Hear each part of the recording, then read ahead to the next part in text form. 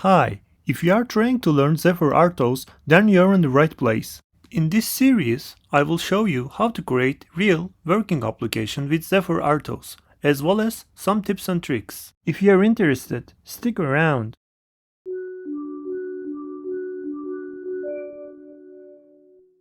Since I promised to make a real application, I decided to remake the Pico DRO using Zephyr RTOS. The real application series is dedicated to learning Zephyr RTOS, drivers, device trees, modules, pin control, overlays, macros, and more. Most of the tips and tricks in this series may also be used for other boards. The RTOS requirement is out of scope for this content.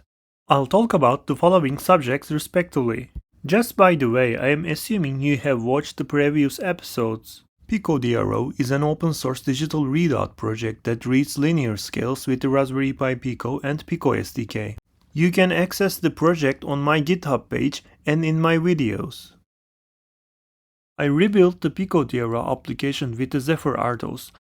As I post new tutorial videos for the real application series, I will add new tags to the repo. All tags will be compilable and executable with the Raspberry Pi Pico. You can find step-by-step build and run instructions for Windows, Linux, and Mac OS in my blog post.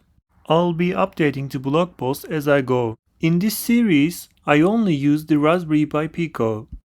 PicoDRO hardware is only required if you want to use linear scales.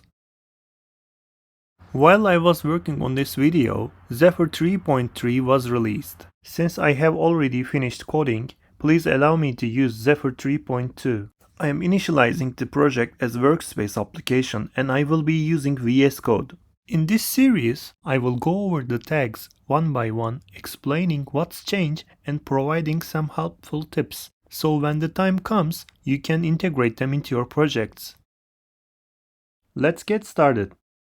I'm going to start simple. We have VS Code settings folder, app folder, manifest file. Other files and folders here won't be used for build. Since we don't have any external modules right now, we don't have CMake list, kconfig or modules YAML files in our root folder.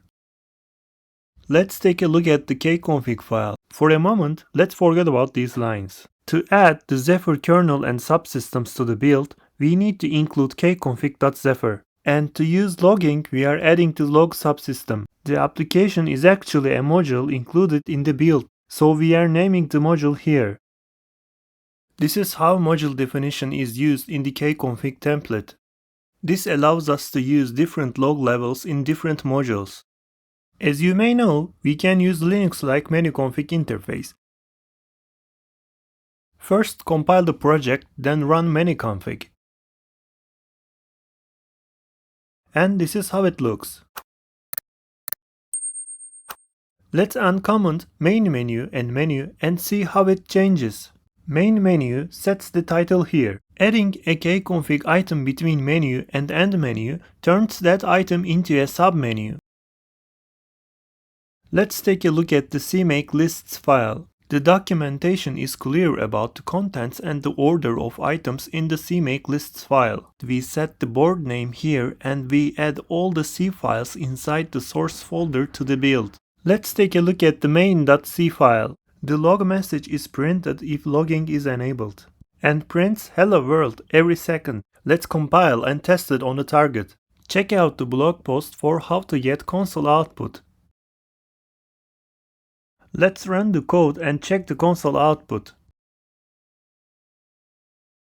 Let's enable log output.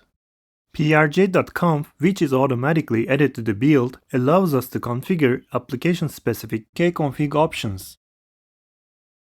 There is a better way than adding debug configurations to prj.conf. We can also pass .conf files via VAST. With this, we can separate the debug-related configurations.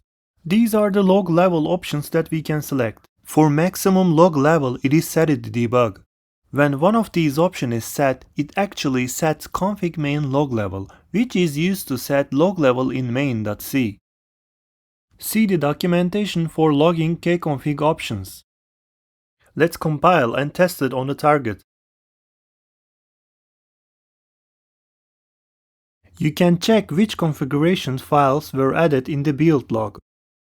Let's run the code and check the console output. The reason we see log output after hello world is because the default log mode is deferred logging, which buffers logs to have least impact on application performance.